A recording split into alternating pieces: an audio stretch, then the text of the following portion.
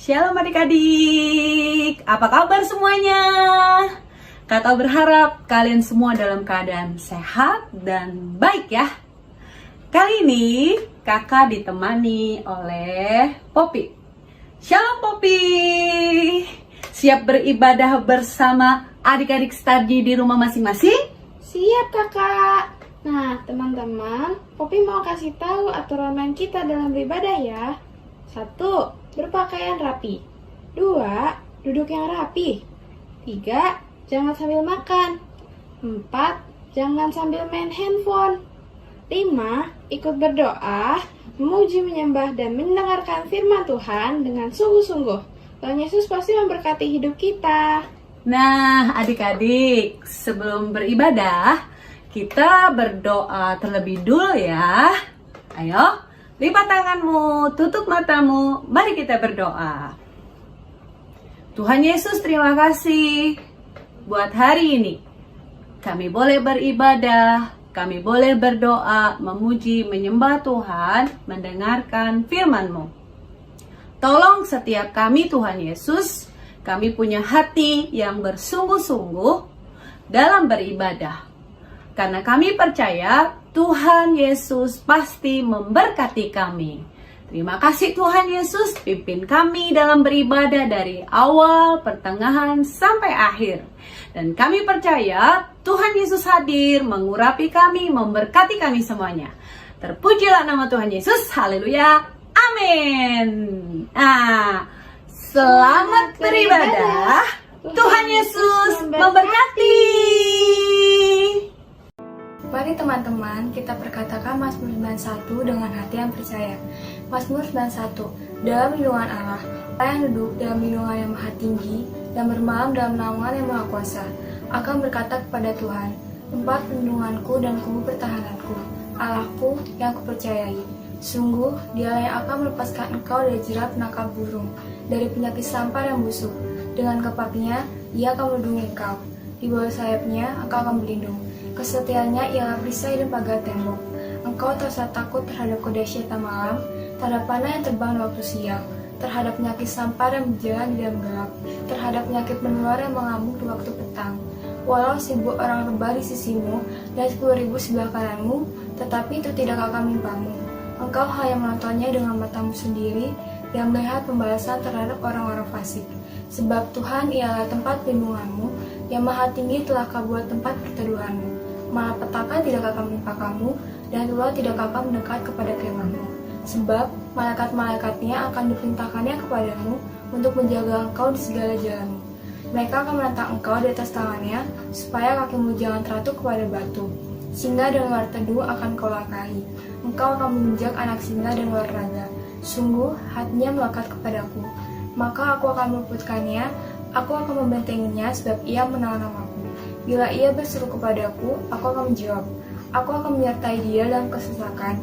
Aku akan meluputkannya dan memuliakannya.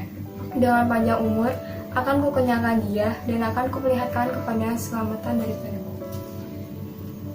Shalom teman-teman, mari kita deklarasikan Pentakosta ketiga. 1. Pentakosta ketiga adalah pencurahan Roh Kudus yang dahsyat di zaman now. 2. Pentakosta ketiga adalah penuaian jiwa terbesar dan terakhir. 3. Pentakosta ketiga adalah bangkitnya generasi Yeremia, generasi yang dipenuhi Roh Kudus, cinta mati-matian kepada Tuhan Yesus, tidak kompromi terhadap dosa dan akan bergerak memenangkan jiwa. 4. Pentakosta ketiga lahir di Indonesia, bergerak ke bangsa-bangsa. Gerakan ini dari timur ke barat dan akan kembali ke Yerusalem.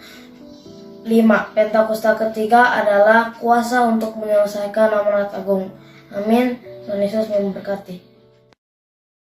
Shalom Kak Ambar, Shalom Kak Semi. Waktunya berjalan cepat ya Kak.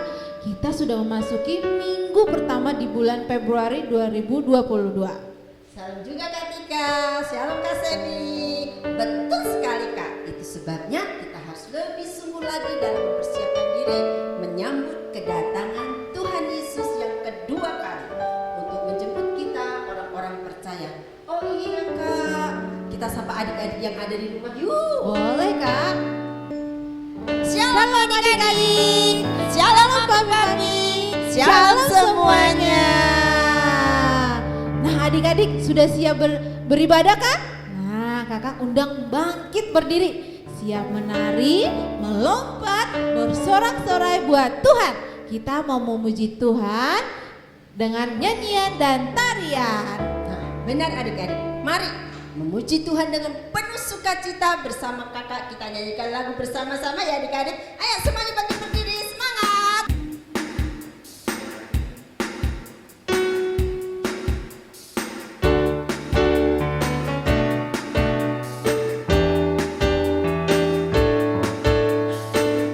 Allah di tengah kita besar, besar. Dia sangkan dan tirakan dengan sukacita. Dia mengasihi dan bersuka karena kita. Tuhan Allah di tengah kita besar, besar.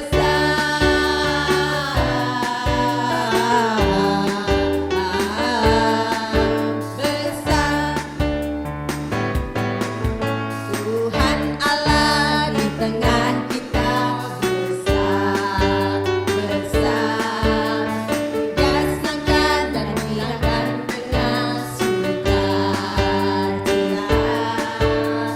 Dia mengasihi dan bersuka karena kita. Tuhan Allah di tengah kita besar, besar, besar.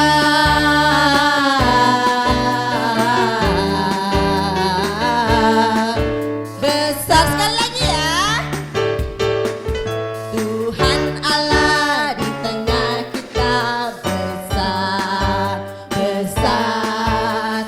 Dia sangkan dan tirakan dengan sukacita. Dia mengasihi dan bersuka karena kita. Tuhan Allah di tengah kita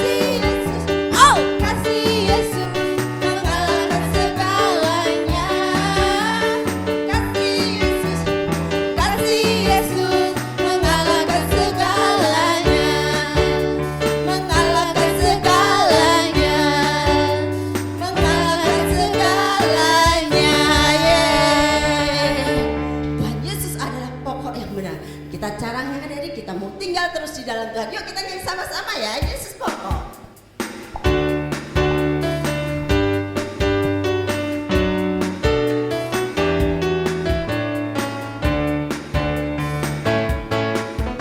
Yesus pokok dan kitalah caranya, tinggallah di dalamnya.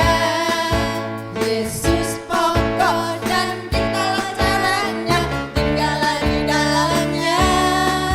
Yesus pokok dan kitalah caranya, tinggallah di dalamnya. Pastilah kau akan berbuah.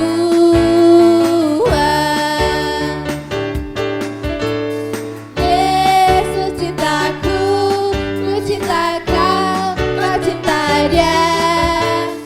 Yesus cintaku, ku cinta kau, kau cinta dia. Yesus pokok dan kitalah caranya, tinggallah di dalamnya. Yesus pokok dan kitalah caranya, tinggallah di dalamnya. Yesus pokok dan kitalah caranya, tinggallah di dalamnya. Pastilah kau akan berbuah. Katakan Yesus. Yesus cintaku, ku cinta kau, kau cinta dia. Yesus cintaku, ku cinta kau, kau cinta dia. Yesus pokok dan kitalah caranya, tinggallah di dalamnya. Yesus pokok dan kitalah caranya, tinggallah di dalamnya. Yesus pokok dan kitalah caranya, tinggallah di dalamnya. Pastilah kau akan berbuah. Pastilah kau akan berbuah. Pastilah kau akan berbuah.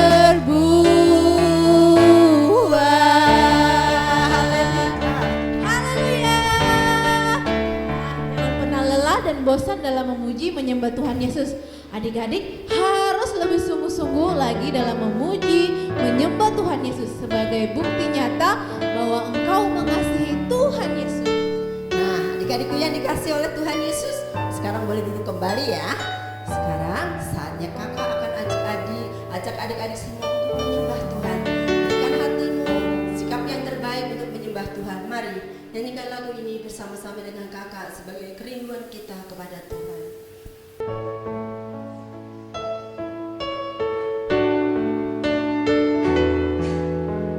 Seperti rusa rindu sungaimu, jiwaku rindu engkau.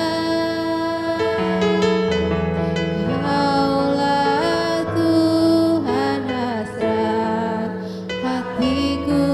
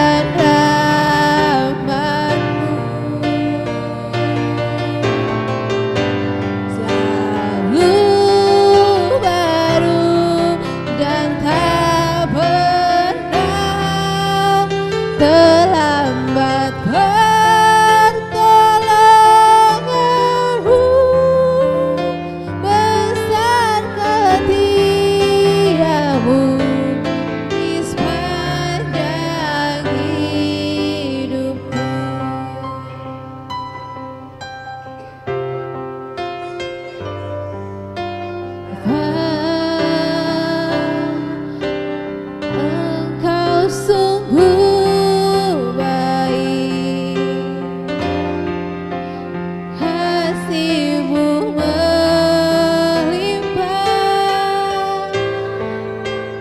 di hidupku.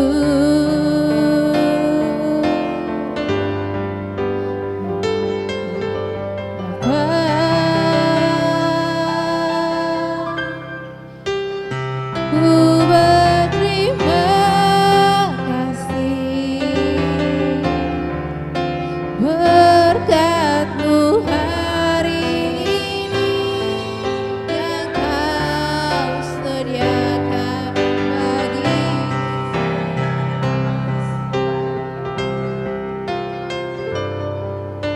Bapa.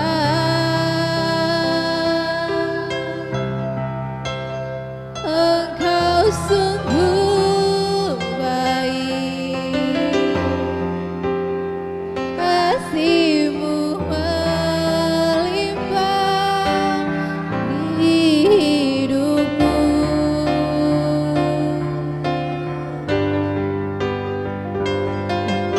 Bapa,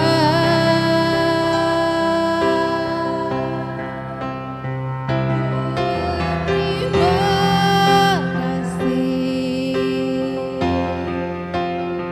berkat-Mu hari ini yang Kau sediakan bagiku. Tunaikan syukurku buat hari yang Kau beri. Tak habis-habisnya kasih dan rahmat-Mu. Selalu baru dan tak pernah terlambat pertolongan-Mu. Besar setia-Mu di sepanjang hidup.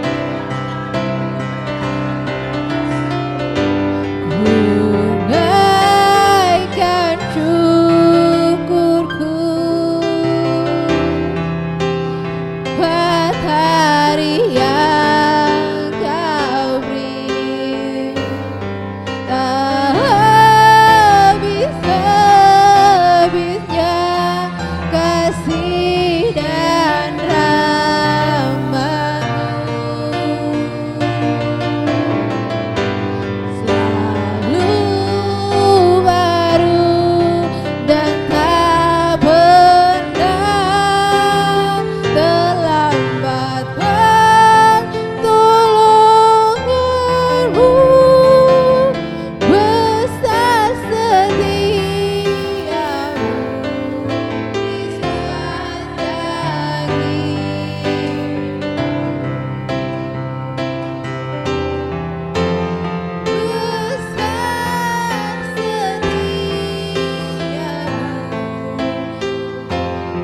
Besar setia-Mu, besar setia-Mu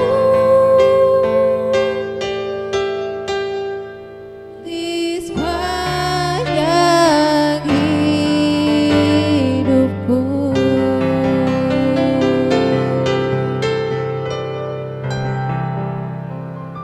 Shalom adik-adik, berjumpa lagi dengan Kak Elisa di Bana Anak Online Starji. Kakak harap keadaan adik-adik sehat-sehat semua ya. Nah, sebelum adik-adik dengarkan firman Tuhan, yuk kita satukan hati dalam doa. Ikutin kakak berdoa ya.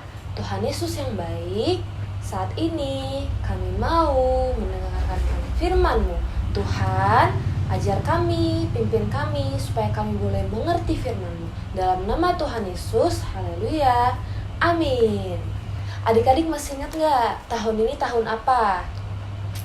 Betul adik-adik, tahun ini adalah tahun paradigma yang baru. Di dalam Yesaya 43 ayat 18-21 berkata, "Janganlah ingat-ingat hal-hal yang dahulu dan janganlah perhatikan hal-hal yang dari zaman purbakala.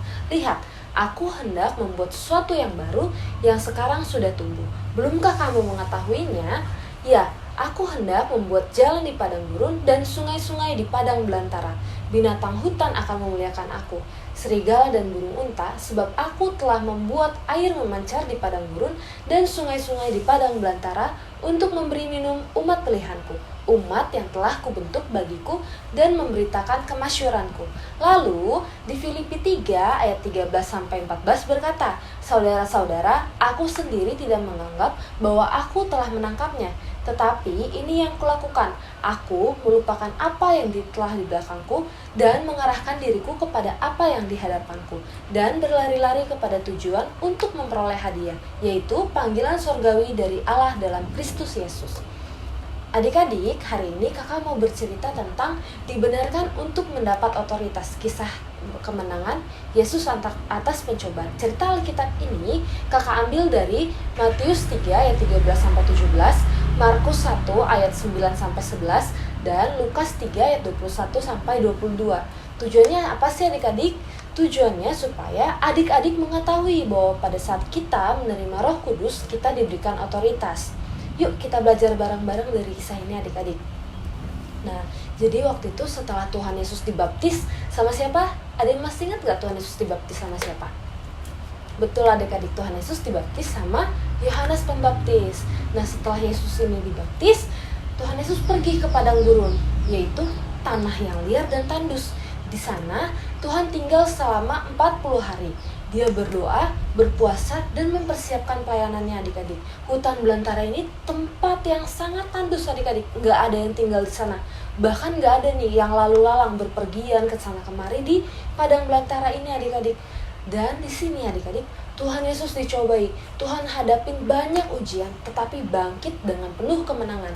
Yesus hadapi percobaan sampai tingkat yang paling buruk, tetapi tetap tidak berdosa. Tuhan Yesus menang atas pencobaannya. Nah, selama di padang gurun, Tuhan ini gak punya apa-apa untuk dimakan. Selama 40 hari 40 malam ini, Tuhan pergi tanpa makan. Tuhan sangat lapar adik-adik. Coba, adik-adik bisa gak 40 hari 40 malam gak makan? Wah, kakak sih gak bisa ya adik-adik. Kayak 1 hari gak makan aja tuh udah lapar, udah lemes gitu. Nah, Tuhan Yesus nih 40 hari 40 malam gak makan apa-apa adik-adik. Tuhan Yesus nih berpuasa. Nah, setan nih tahu adik-adik kalau Tuhan Yesus nih lapar. Terus dia lihatlah, ini jadi kesempatan yang besar untuk mencobai Tuhan Yesus agar batal dalam berpuasa adik-adik. Apa sih yang setan ini lakukan supaya Tuhan Yesus batal dalam berpuasa? Nah, Tuhan Yesus ini dicobai si setan. Yang pertama, setan bilang nih, "Jika kamu benar-benar anak Tuhan, suruh saja batu-batu ini berubah menjadi roti." Terus setan ini pikir nih adik-adik, kalau Tuhan Yesus bakal jatuh dalam percobaannya, karena Tuhan Yesus ini kan lagi lapar ya. Jadi kalau dikasih, coba deh kamu ubah jadi roti, biar kenyang gitu makan roti. Tapi Tuhan Yesus punya kuasa nih. Tuhan tuh punya kuasa untuk mengubah batu menjadi roti. Ya nggak adik-adik? Tuhan tuh punya kuasa apa aja. Tapi Tuhan Yesus nggak mau adik-adik untuk menggagalkan rencana Allah Bapa atas dirinya. Tuhan Yesus berkata sama setan, "Firman Tuhan berkata bahwa manusia tidak hidup dari roti saja, tetapi dari setiap firman yang keluar dari mulut Tuhan." Setan gagal adik-adik. Tuhan Yesus menang. Tuhan Yesus mencobai percobaan pertamanya adik-adik. Nah, tapi si setan ini nggak menyerah begitu mudah adik-adik. Setan waktu kalah tadi nih, aduh ini Tuhan Yesus nggak mau ya ubah batu jadi roti. Tapi kali ini Tuhan Yesus dibawa ke tempat tertinggi di bait suci, hampir seperti berada di atas gunung pencakar langit adik-adik. Gedung pencakar langit itu apa sih kakak? Gedung yang paling tinggi adik-adik, gedung yang kalau orang bilang tuh hampir kena ke langit adik-adik. Nah, jadi di bawah situ tuh ada kota Yerusalem. Kalau misalnya orang lompat dari ketinggian itu tuh orang bisa mati adik-adik. Jadi setan ini langsung lihat Tuhan, terus dengan seringainya yang jahat kayak songongnya dia, terus setan ini ngomong gitu, "Jika engkau adalah anak Allah, lompatlah. Ingat, ada tertulis, Dia akan memerintahkan para malaikatnya untuk menatang engkau." Tuhan Yesus tahu adik-adik kalau setan mencobainya untuk meremehkan perlindungan Allah. Tuhan Yesus jawab ke setan itu, jangan mencobai Tuhan Allahmu. Sekali lagi, si setan kalah adik-adik, Tuhan Yesus menang. Tuhan Yesus melewati percobaan kedua tanpa berbuat dosa adik-adik. Terus akhirnya si setan nih, karena udah gagal 2 kali adik-adik, setan nih keluarin godaannya yang paling licik, yang paling dia melihat kemungkinannya akan bisalah Tuhan Yesus nih jatuh dalam pencobaannya. Tuhan Yesus dibawa ke gunung yang paling tinggi, di mana mereka bisa melihat semua kerajaan dunia. Ada jutaan orang, kerajaan yang kekayaan yang tak terhingga, bahkan semua kekuatan yang diinginkan seseorang adik-adik. Terus Tuhan Yesus dicobain setan dengan berkata si setan ini kayak gini, aku akan memberikan semua ini kepadamu Yesus kalau kamu membungkuk dan menyembah aku adik-adik. Jadi si setan bilang, kamu bakal dapat nih semuanya ini nih, semuanya bakal jadi milik kamu nih kalau kamu tunduk dan menyembah aku. Terus Tuhan Yesus, gimana adik-adik responnya Tuhan Yesus? Saat itu Tuhan Yesus langsung menegur si setan dengan suara yang keras dan kuat. Pergilah setan, sebab kitab suci menyatakan bahwa engkau harus menyembah Tuhan Allah dan hanya melayani Dia. Langsung nih adik-adik, setan lariin diri dari Tuhan Yesus adik-adik, karena rencana percobaannya ini gagal semua adik-adik. Tuhan Yesus punya kuasa, Tuhan Yesus punya otoritas atas percobaan-percobaan, makanya Tuhan Yesus menang. Nah adik-adik, Tuhan Yesus tetap tidak berdosa sampai kematiannya di kayu salib, di mana Tuhan Yesus membayar dosa adik-adik dan dosa kakak, dosa seluruh umat manusia, dan dengan demikian mengalahkan setan, dosa, dan maut sekali untuk selama-lamanya. Setelah kebangkitan Yesus, Allah Bapa meninggikan Dia dengan kehormatan tertinggi dan menempatkannya atas segala sesuatu di bawah otoritasnya. Nah adik-adik, yuk sama-sama kita mau katakan 2 Korintus 5 ayat 21. 1, 2, 3. Dia tidak mengenal dosa, telah dibuatnya menjadi dosa karena kita, supaya dalam Dia kita dibenarkan oleh Allah. Jadi adik-adik, dari cerita firman ini kita belajar. Yang pertama, Tuhan Yesus menang atas pencobaan karena punya otoritas atau kuasa. Kedua, kita diselamatkan dan dibenarkan supaya kita mendapatkan otoritas atau kuasa. Ketiga, saat kita menerima Roh Kudus, kita diberikan otoritas atau kuasa untuk menang atas pencobaan. Jadi adik-adik, siapa yang mau diselamatkan, dibenarkan, dan menerima otoritas atau kuasa dari Tuhan Yesus supaya menang atas pencobaan? Yuk adik-adik, kita sama-sama angkat tangan kita. Kakak mau berdoa buat adik-adik semua. Terima kasih Tuhan Yesus, terima kasih Bapa, kalau kami sudah belajar satu kebenaran firman lagi Tuhan pada hari ini. Tuhan ajar kami supaya kami boleh Tuhan punya otoritas atau kuasa sama seperti Engkau Tuhan, supaya kami boleh menang atas setiap pencobaan yang setan kasih buat hidup kami ya Bapa. Tuhan pimpin kami, ajar kami supaya kami boleh terus Tuhan hidup dalam kuasa-Mu ya Bapa. Tuhan pimpin kami dalam sekolah kami, dalam pergaulan kami, ajar kami Tuhan supaya kami enggak jatuh dalam pencobaan-pencobaan. Terima kasih Tuhan Yesus, terima kasih Bapa. Engkau berkati Tuhan adik-adik hamba yang ada di rumah. Pakai mereka untuk jadi garam dan terang-Mu ya Bapa. Pakai mereka dimanapun mereka berada Tuhan, untuk bungkus sertai kehidupan mereka. Terima kasih Tuhan Yesus, terima kasih Bapa. Kami sudah berdoa dan mengucap syukur dalam nama Tuhan Yesus. Haleluya. Amin. Dadah adik-adik, Tuhan Yesus memberkati. Tuhan Yesus, terima kasih untuk ibadah kami hari ini. Terima kasih Tuhan Yesus hadir mengurapi kami. Terima kasih buat firman-Mu. Tolong adik-adik bisa mengerti dan melakukan firman-Mu. Berkati kakak-kakak Starji yang melayani dan kami semua yang beribadah dengan sungguh-sungguh. Kami berdoa buat adik-adik Starji dan papa mama yang sedang sakit. Tuhan lawat, Tuhan jamah, sembuhkan, pulihkan di dalam nama Tuhan Yesus. Kami berdoa juga buat lingkungan kami tinggal, damai sejahtera, keamanan, perlindungan, keselamatan di dalam nama Tuhan Yesus terjadi di lingkungan kami. Dikuduskanlah namamu, datanglah kerajaanmu, jadilah kehendakmu di kota ini seperti di surga. Di dalam nama Tuhan Yesus, amin. Terima kasih Tuhan Yesus, buat bangsa kami Indonesia. Datanglah kerajaanmu, jadilah kehendakmu di Indonesia seperti di surga. Sembuhkan dan pulihkan Indonesia. Kami percaya Indonesia akan menjadi berkat bagi bangsa-bangsa. Kami berdoa buat pemerintah pusat sampai daerah, seluruh penduduk Indonesia, dan lingkungan di mana kami tinggal, roh takut akan Tuhan, pergentaran yang dari Tuhan, damai sejahtera, keamanan, perlindungan tercurahkan atas kota dan bangsa kami. Tuhan Yesus tolong kota kami, bangsa kami, Indonesia, dan juga bangsa-bangsa. Dalam nama Tuhan Yesus. Kami percaya Pentakosta ketiga terjadi saat ini. Roh Kudus dicurahkan besar-besaran. Tuhan bangkitkan di generasi Yeremia, generasi yang takut akan Tuhan, cinta mati-matian akan Tuhan Yesus, tidak kompromi akan dosa dan bergerak memenangkan jiwa. Mujizat, kesembuhan, pemulihan, penuaian jiwa terjadi Indonesia dan bangsa-bangsa di dalam nama Tuhan Yesus. Pak, kami juga berdoa buat kakak-kakak Starji dan anak-anak Starji bersama keluarga kami masing-masing.